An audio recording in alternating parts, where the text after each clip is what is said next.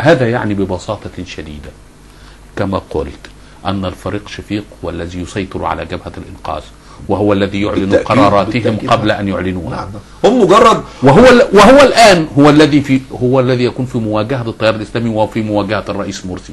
هذا يعني هذا التخوف الذي يتحدث عنه المهندس عاصم عبد المجيد يؤكد أن الفريق أحمد شفيق هو في موقع قوة ضد التيار الإسلامي.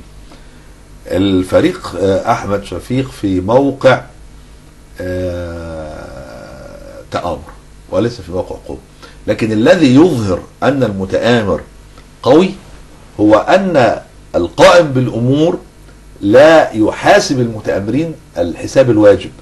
يعني أنا أقول هناك حلقات متشابكة، حلقة من يقدمون الغطاء السياسي للفوضى، وحلقة الممولين بالأموال الحرام لهذه الفوضى، وحلقة المنفذين على الأرض من صغار البلطجية.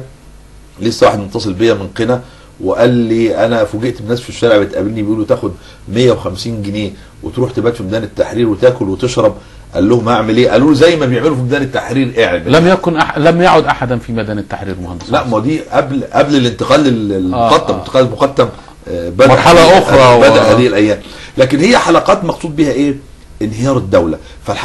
والحلقات المتشابكة من خيوط المؤامرة دي مفروض إن بعضها ينكسر، إما أن نكسر حلقة الإعلام، أو حلقة صغار البلطجية على الأرض، أو حلقة الممولين، أو حلقة المقدمين الغطاء السياسي. لكن حضرتك ستظل تتعامل بالرفق واللين مع كل هذه الحلقات؟ لا، غلط. لكن كيف يسيطر أحمد شفيق على جبهة الإنقاذ؟ وما هي الدلائل لديك حول هذا الامر؟ الدلائل ان كل اللي بيقولوا احمد شفيق هم بينفذوه. يعني لما قال ان احنا هنعمل حرب شوارع، حصل نوع من انواع الاحتكاكات اللي رايناها في بورسعيد، وهم بيقدموا على طول التبرير السياسي والغطاء السياسي لهذه الامور. احمد شفيق لما بيقول ان ما حدش يتفاوض مع جماعه الاخوان، لسه ليه تصريح منذ ايام قليله قال ما حدش يتفاوض مع جماعه الاخوان، بداوا مهاجمه مقرات الاخوان ومحاصره او محاوله الاعتداء على المقر الرئيسي في المقاطعه بعد هذا التصريح. فواضح جدا ان في تطابق في الاهداف والمراحل بتاع العمل بينهما، في المساله واضحه.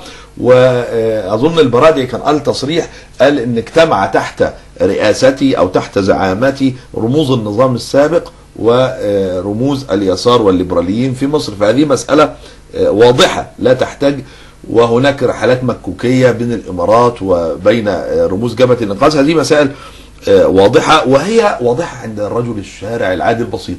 وهو عشان كده يعني غاضب من الرئيس، يقول له اللي خلاني انا كرجل بسيط مكتشف المؤامره وعارف خيوطها، يبقى انت كرئيس يعني بتتساهل، مش عايز اقول اكتر من كده، بتتساهل مع هؤلاء المتآمرين. فتضرني انا. فطبعا بيضر المواطن، ويضر بصورة الوطن. نعم.